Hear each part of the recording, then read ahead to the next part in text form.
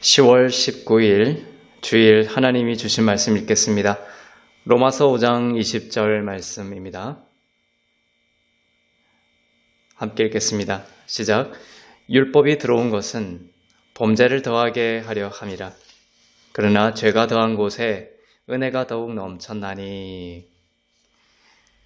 주님의 호의가 더해지려면 제목으로 하나님의 말씀을 함께 나누겠습니다. 은혜란 자격 없는 자에게 주어지는 하나님의 조건 없는 호의를 말합니다. 우리는 은혜로 말미암아 구원에 이르고 은혜로 살아갑니다. 우리의 행위나 우리의 애씀을 통해 구원에 이르는 것도 아니고 그렇게 살아갈 수 있는 것도 아니죠. 우리의 삶에 가장 필요한 것은 바로 이 하나님의 은혜입니다. 우리의 삶에 하나님의 은혜가 넘치는 것보다 더 중요한 것은 없습니다. 사람이 자기 힘과 또 자기 노력으로 아무리 애쓴다 하더라도, 힘쓴다고 하더라도 하나님의 은혜가 없다면 아무것도 아닌 게 되는 것입니다. 하나님의 은혜가 우리의 삶에 더하여지고 넘치기 위한 길은 무엇일까요? 우선 로마서 5장 20절에 대한 오해가 없어야 하고 이 구절을 바르게 이해할 필요가 있습니다. 로마서 5장 20절 함께 읽겠습니다. 시작. 율법이 들어온 것은 범죄를 더하게 하려 함이라. 그러나 죄가 더한 곳에 은혜가 더욱 넘쳤나니. 자, 이 구절을 통해서도 우리는 율법의 본래적 기능을 알 수 있습니다. 범죄를 더하기 위한 것이다 라고 되어 있죠. 많은 사람들은 율법을 잘 지키면 은혜가 넘칠 것이라고 잘못 알고 신앙생활을 합니다. 율법을 잘 지키면 더 거룩해지고 생명이 더하여지고 할 것이라고 착각하면서 신앙생활을 하지만 오히려 그 반대입니다.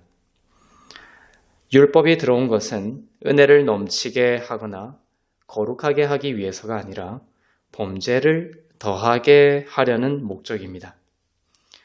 율법이 들어온 것은에서 그 율법은 대표적으로 십계명이죠. 그리고 들어오다라는 단어는 원문으로 옆으로 들어오다라는 단어를 쓰고 있습니다. 즉 중점적인 사안으로 들어온 것이 아니다는 뜻입니다. 하나님의 중점 사안은 언제나 율법이 아니라 은혜입니다. 율법이 목적이 아니라 은혜가 목적입니다. 은혜가 필요한 인생이라는 것을 가르쳐 주시기 위해 율법이 들어온 것이죠. 범죄를 더하게 하려고 율법이 들어왔습니다. 그래서 율법을 자신에게 바르게 적용할수록 사람은 자신이 얼마나 죄인이며 자신 안에 얼마나 깊은 죄가 있는지를 깨닫게 됩니다. 율법은 들어와서 이미 사람 안에 있는 그 죄를 드러내는 기능을 하죠. 율법이 없었다면 자신이 얼마나 큰 죄가 있는지 알지 못하죠. 율법이 없었다면 자신이 죄가 없다고 생각할지 모르지만 율법이 들어와서 사람 안에 죄가 있다는 것을 드러내고 그 사람이 죄인이라는 것을 깨닫게 하는 것입니다. 율법이 죄를 만들었습니까? 아니죠. 이미 있는 죄를 깨닫게 하기 위해서 들어온 것이다 라는 것입니다. 투명한 물컵 아래에서 투명한 물컵 아래 진흙이 깔려 있을 때 투명하고 깨끗해 보일지 모르지만 먹을 수 없는 오염되고 병든 물입니다. 그것을 알게 하기 위해서 젓가락을 넣어서 휘젓습니다. 그러면 아래에 있는 침전물이 떠오릅니다. 율법은 이 젓가락과 같습니다. 젓가락이 죄를 만들었습니까? 아니죠. 떠오르게 한 것이죠.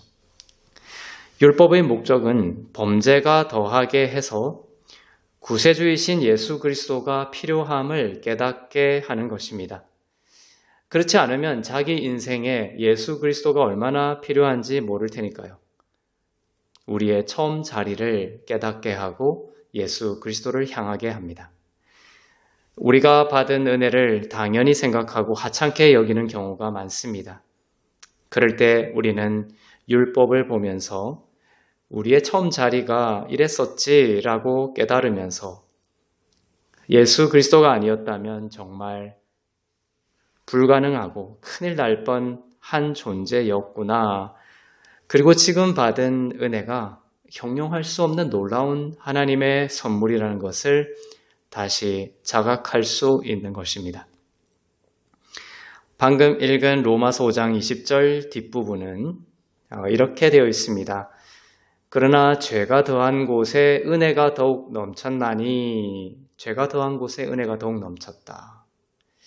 이 말을 오해하면 이렇게 오해할 수 있어요.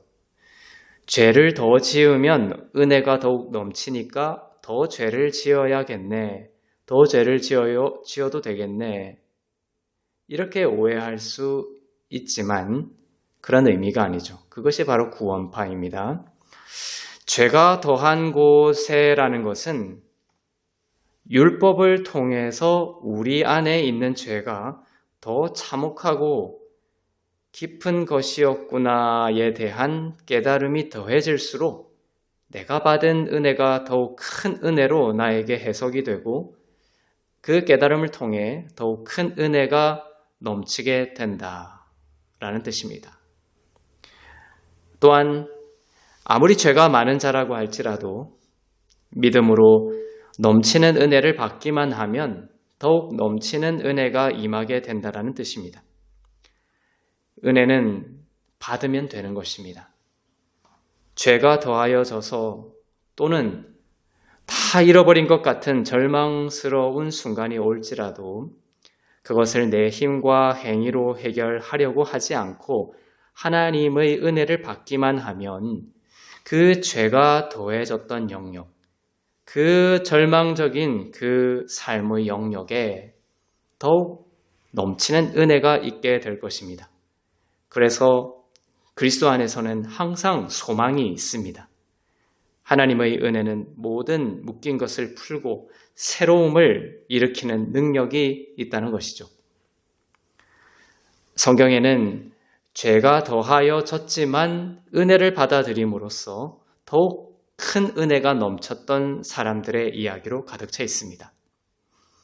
그 중에 한 사람이 베드로입니다. 그렇게 죽기까지 예수님을 따르겠다고 해놓고선 예수님이 끌려가자 예수님을 부인하고 저주하는 데 이르렀던 사람입니다. 그러나 베드로는 자기의 힘으로 그 죄를 해결하려는 것을 내려놓고 예수님의 용서와 은혜를 받아들임으로써 더욱 큰 은혜가 넘치는 사도가 되었습니다. 부활 후에 예수님은 베드로에게 부활을 전하라고 하셨습니다. 다른 제자들에게도 물론 부활을 전하라고 하셨겠지만 구체적으로 성경은 베드로라는 그 이름을 콕 집어서 그 구체적인 이름을 밝혀서 베드로를 적시하고 있습니다. 예수님이 부활하신 후에 갈릴리 호숫가에서 제자들과 아침 식사를 예수님께서 하셨던 것을 기억하십니까? 예수님이 물으셨죠. 베드로야, 너가 이 사람들보다 나를 더 사랑하느냐? 3번 물으셨습니다. 그리고 내 양을 치라, 내 양을 먹이라 말씀하셨습니다. 다른 제자들도 모두 거기에 있었는데 양을 먹이는 그 영광을, 지도자의 자리를, 부활의 복음을 전하는 권위자의 자리를 누구에게 주셨습니까? 바로 가장 실패했던 사람인 베드로에게 주셨습니다. 만일 베드로가 예수님을 부인하고 저주했던 자기 그 잘못으로 인해 정죄와 자책에 빠져 있었다면 그는 부활의 복음의 전달자가 되지 못했을 것입니다. 그러나 베드로는 그 죄가 많은 자리에서 은혜를 의지했습니다. 예수님이 십자가의 죽음과 부활로 베드로의 죄와 실패를 용서하지 않으셨다라면 베드로를 찾아와서 식사하지도 않으셨을 것이고 너가 나를 사랑하느냐 묻지도 않으셨을 것입니다. 그래서 너가 나를 사랑하느냐라는 예수님의 질문 속에는 바로 내가 너를 사랑하고 너의 죄를 나의 보혈의 공로로 용서했다라는 말씀이 전제되어 있는 것입니다. 그 사랑과 용서가 베드로를 변화시켰던 것이죠. 그리고 베드로는 그것을 받아들였습니다. 베드로는 그 용서와 은혜를 받아들였던 것입니다. 베드로가 어떤 대단한 선한 행위로 전환을 이룬 것이 아닙니다. 믿음으로 그 은혜를 받아들인 것입니다. 그러자 그의 인생은 어떻게 됐어요? 오늘 본문 말씀처럼 그 죄가 더한 곳에 더욱 넘치는 은혜의 인생으로 바뀌었다는 것입니다. 하나님의 은혜가 얼마나 대단한 것인지를 깨달을수록 이 전환이 큰 것이죠. 베드로가 그랬습니다. 우리의 인생이 어떤 넘치는 죄와 어떤 연약함과 어떤 실패 속에 있을지라도 예수 그리스도의 용서와 은혜를 받아들이고 그 안에 쉴 수 있다면 그 사람의 인생은 이전과 비교할 수 없는 넘치는 영광과 은혜의 인생이 될 것입니다. 그러니 어떤 순간에도 그 눈물을 거두고 은혜로 인해 주시는 은혜 안에서 이미 주신 빛나는 삶을 나의 것으로 인정할 수 있기를 바랍니다. 그렇게 믿고 그렇게 말할 때 그러한 삶이 드러나게 될 것입니다. 불뱀에게 물려 상처가 난 이스라엘 백성들 중에 그 불뱀의 상처로부터 눈을 떼어 높이 들린 놋뱀을 본 자들은 다 살아났습니다. 나의 죄와 실패에 대한 몰입에서 마음을 돌려서 눈을 돌려서 십자가에서 저주를 받으신 놋뱀이신 예수님을 바라보는 것입니다. 이것이 우리의 삶에 필요하죠. 그때 나의 저주가 물러가고 축복과 영광의 인생이 되었다라는 것을 나의 내면으로 확신할 수 있고 믿음이 자라고 그 믿음으로 되는 것입니다. 베드로처럼 그 죄가 차고 넘쳤던 정말 실패한 인생이었던 또 다른 사람이 있습니다. 사도 바울입니다. 바울은 복음을 전하고 예수를 전하는 자들을 쫓아다니면서 죽였던 살인자였습니다. 스데반도 그의 손에 죽었고 수많은 그리스도인들이 그의 손에 죽임을 당했습니다. 바울이 다메섹으로 그리스도인들을 잡으러 가던 길이었습니다. 부활하신 예수님께서 직접 바울에게 나타나셨습니다. 호련히 하늘로서 빛이 바울을 둘러쌌습니다. 만약 심판하기 위해 하나님이 오셨다라면 이런 표현을 쓰지 않았을 것입니다. 빽빽한 구름과 함께 나타나셨겠죠. 그러나 빛나는 호련히 하늘로부터 빛이 임했습니다. 이 영광의 빛은 바로 바울을 용서하는 은혜의 빛이었던 것이죠. 사도행전 9장 4절에서 5절 말씀입니다.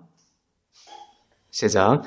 땅에 엎드러져 들음에 소리 있어 가라사대 사울아 사울아 너가 어찌하여 나를 핍박하느냐 하시거늘 대답하되 주여 니시오니이까 가라사대 나는 너가 핍박하는 예수다.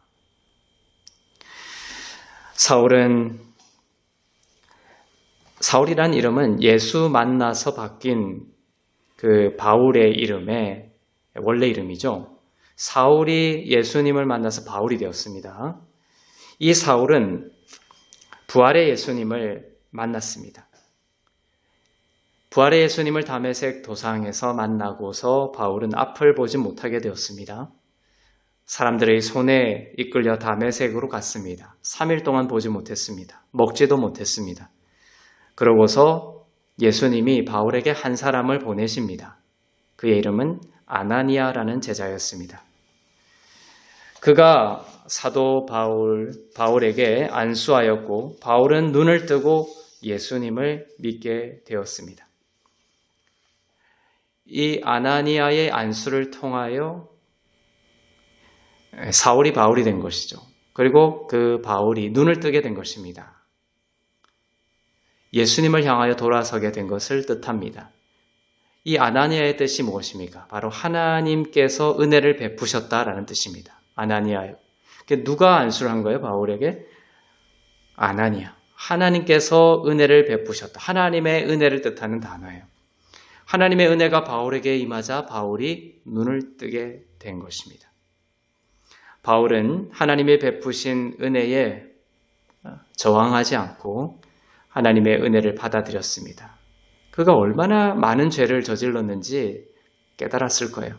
그런데 그것을 깨달았을 때 자책과 정죄에 머물지 아니하고 하나님의 그 용서를 받아들이고 새 생명을 향하여 돌아서게 된 거예요. 사울에서 바울로 바뀌었습니다. 그리고 부활의 복음인 은혜의 복음을 전하는 사도로 사용되게 되었습니다. 바울의 뜻이 뭐냐면 겸손한 자라는 뜻입니다. 자기 의를 내려놓고 자기의 의로 자기의 죄를 해결하려는 마음의 태도와 생각을 내려놓고 겸손히 하나님의 은혜, 그리스도의 은혜를 받아들였던 것입니다. 이 바울이 성경의 절정인 로마서를 썼고 갈라디아서를 썼고 대부분의 서신서를 썼습니다. 바울이 아니었다면 은혜의 복음이 이렇게 기록을 통하여 전해질 수 없었을 것입니다. 저는 바울을 볼 때마다 정말 이 자기 고백, 바울이 로마서를 통해서 이 고백을 한 것은 바로 자신의 이야기죠. 죄가 더한 곳에 은혜가 더욱 넘치는 역사가 일어났던 것입니다. 바울은 자기만큼 죄를 많이 지은 사람이 없었다라는 자기 고백을 하고 있는 것이죠. 하지만 하나님의 용서를 그냥 받아들였을 때 예수 그리스도를 통해서 나의 모든 죄가 용서함을 받고 의로운 자가 되었다라는 은혜의 복음을 받아들였을 때 바울은 완전한 변화를 겪게 되고 더욱더 은혜가 넘치는 삶으로 전환되었던 것입니다. 아무리 큰 죄인일지라도 아무리 큰 실패의 인생일지라도 하나님의 은혜를 받아들이면 더욱 넘치는 은혜와 영광의 인생이 될 것입니다. 이것이 바로 은혜의 복음 안에서 주시는 하나님의 약속입니다. 은혜를 정의한 말씀 중 하나를 보겠습니다. 로마서 11장 6절입니다. 시작. 만일 은혜로 된 것이면 행위로 말미암지 않음이니 그렇지 않으면 은혜가 은혜되지 못하느니라.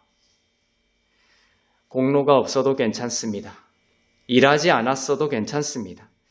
자격이 없어도 괜찮습니다. 자격이 없는데도 불구하고 주어지는 호의가 바로 은혜입니다. 얻으려고 애쓰면 오히려 은혜를 헛되게 합니다. 예수님이 하셨고 그것을 믿음으로 받으면 은혜가 됩니다.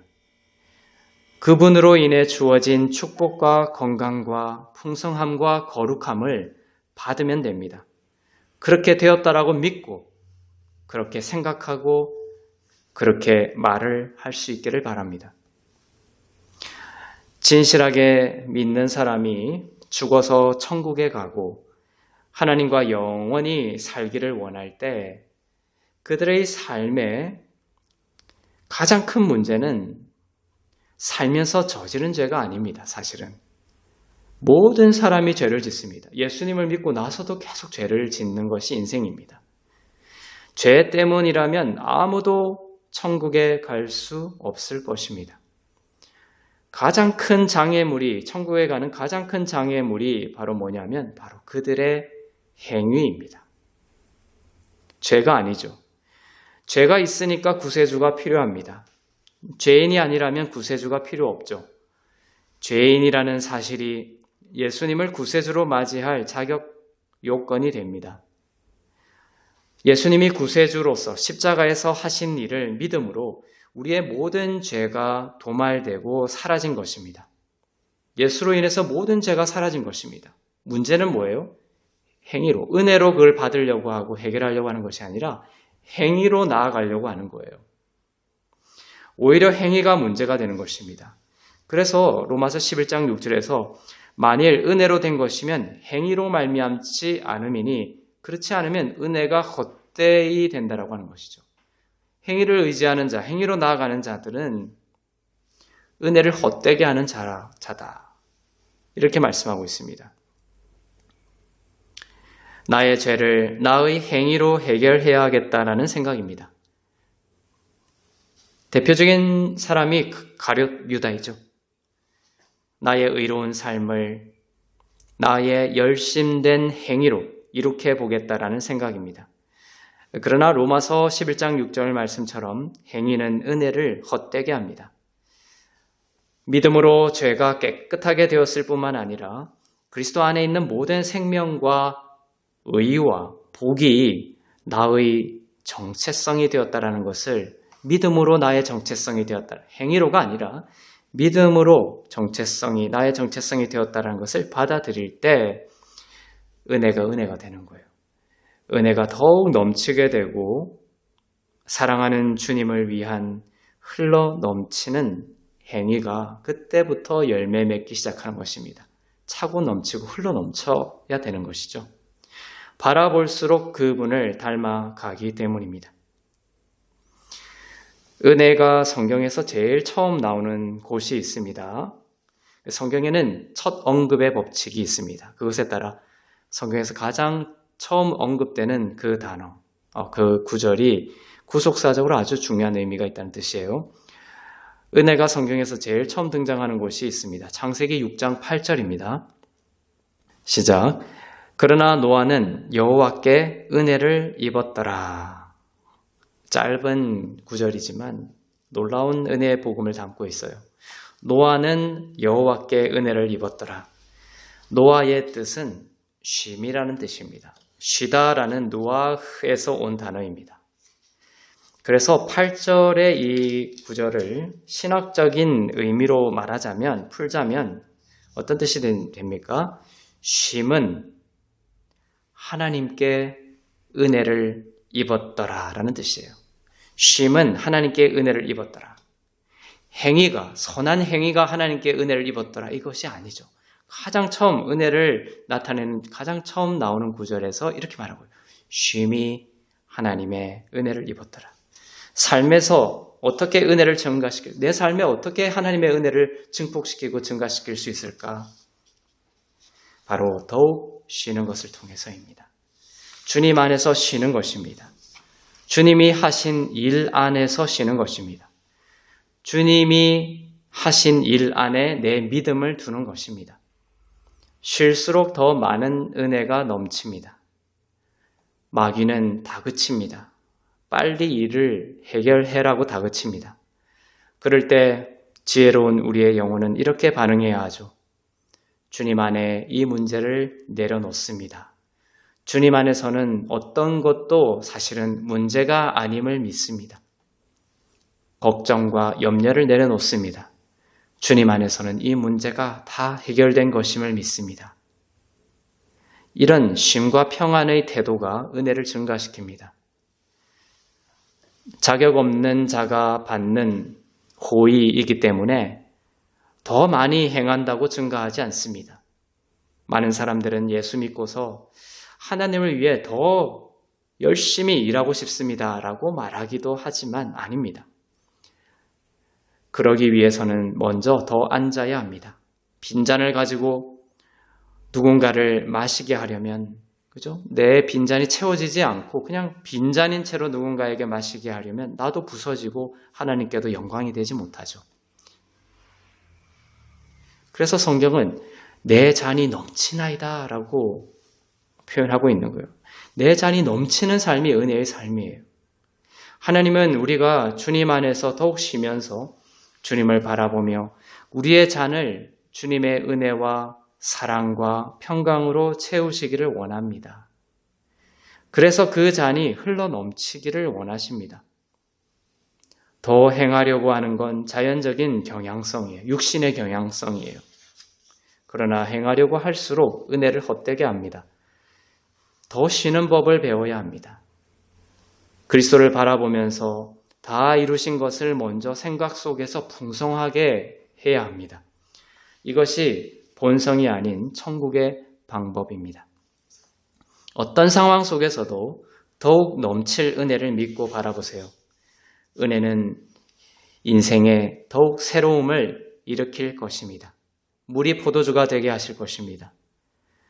주님 안에서 참된 쉼을 누리며 전쟁의 주인이시며 역사와 인생의 주관자이신 주님이 하실 일을 기쁨과 감사와 평안 가운데 확신하는 믿음의 삶이 되기를 주님의 이름으로 축복합니다. 기도하겠습니다. 사랑의 하나님 아버지, 우리의 행위로 말미암지 않고 오직 예수님이 하신 십자가의 일과 그분의 은혜로 우리에게 구원이 왔고 흘러넘치는 은혜의 삶이 되게 하시니 감사 찬송합니다. 그리스도의 십자가 앞에서 잘 쉬고 안식할 수 있도록 우리의 영혼을 돌보시고 주님의 충만한 사랑과 은혜와 평강의 풍성함으로 우리의 빈잔을 채우시고 흘러넘치는 인생이 되게 하옵소서. 죄가 더한 곳에 은혜가 더욱 넘치게 되는 놀라운 복음의 신비가 우리의 삶에서 날마다 일어나도록 은혜 베풀어 주시옵소서. 전쟁과 재난의 땅에 구원자로 임하여 주시고 질병으로 고통받고 있는 하나님의 자녀들 예수 그리스도의 보혈로 낫게 하여 주시옵소서. 모든 것이 하나님의 은혜임을 고백하며 드린 예물 위에 기름 부으사 쓰이는 곳마다 복음이 전파되고 교회가 세워지고 하나님의 나라가 더욱 온전히 임하게 하옵소서. 감사드리며 이제는 우리 주 예수 그리스도의 은혜와 하나님 아버지의 사랑과 성령님의 위로, 교통, 새롭게 하심의 역사가 죄가 더하고 실패가 많은 인생일지라도 그곳에 하나님의 넘치는 은혜가 임할 것을 믿고 주님 안에서 영혼을 쉬기 원하는 주 안에서 의롭고 흠없고 거룩한 교회 가운데 선교사님들 가운데 나라와 민족들 가운데 이제부터 영원토록 충만하시기를 간절히 축원하옵나이다. 아멘.